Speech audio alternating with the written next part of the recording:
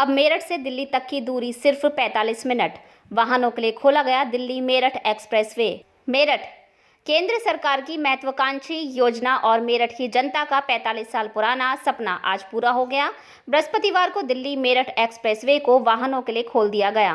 भाजपा सांसद राजेंद्र अग्रवाल ने खुद एक्सप्रेसवे पर पहुंचकर वहां का निरीक्षण किया। इसी के साथ इस एक्सप्रेसवे को मेरठ की जनता के लिए बहुमूल्य सौगात बताया।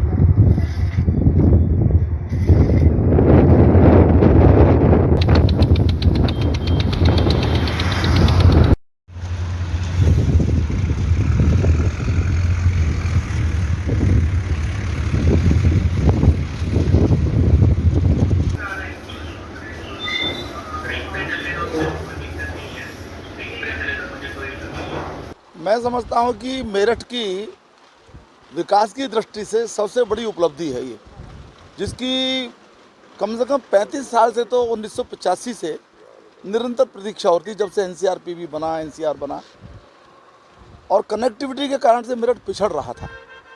2015 की 31 दिसंबर को माननीय प्रधानमंत्री जी ने इसका शिलान्यास किया था। उन्होंने भी ये बात कही थी कि ये हाईवे बन जाएगा तो मेरठ के विकास को एकदम पंख लग जाएंगे, और वैसा ही होने वाला है।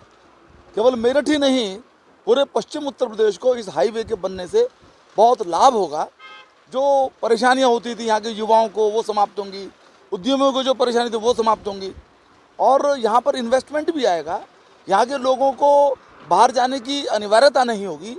जो बाहर जाने के लिए किसी काम के लिए निकलेंगे तो उनको रात्रि में घर में आराम से रह करके घर का भोजन करने की सुविधा मिल जाएगी। यानी ऐसे अनेक पहलू हैं, और प्रत्येक दृष्टि से मेरठ का विकास होगा। और मैं वास्तव में मेरठ की जनता की ओर से, अपनी ओर से, मेरे पास शब्द नहीं है। वो मैं कहूँ, मेरा आपकी कृपा से सब काम हो रहा है। माननीय मोदी जी, माननीय गडकरी जी, और वास्तव में उन्होंने ये एक्सप्रेस वे दिया। आप 50 मिनट में नाप ली गई है दूरी, यहाँ से सराय काले खां तक पहुँच सकते हैं। कितना समय लग जाता था, तो बहुत बड़ी बात है। और इस हाईवे की बहुत ऐसी विशेषताएं भी हैं। यानी ये 14 लेन का पहला एक्सप्रेस हाईवे है हिंदुस्तान का। ग्रीन हाईवे है, 32 किलोमीटर का जो ये है, बिल्कुल ग्रीन फील्ड हाईवे है। इसमें अनेक ऐसी व्यवस्थाएं की गई हैं जो पहली बार यहाँ पर की गई हैं। आपने जो इसका वर्ष देखा होगा, बीच का जो विभाजन है, उसमें 2 लाइन उसकी हैं पेड़ों की। वहाँ पर उसके सिंचाई की ऑटोमेटिक व्यवस्था है। यानी वो जो हमारे माननीय प्रधानमंत्री जी कहते हैं, ड्रिप इरिगेशन के माध्यम से उन पौधों को सींचा जा रहा है, सींचा जाएगा।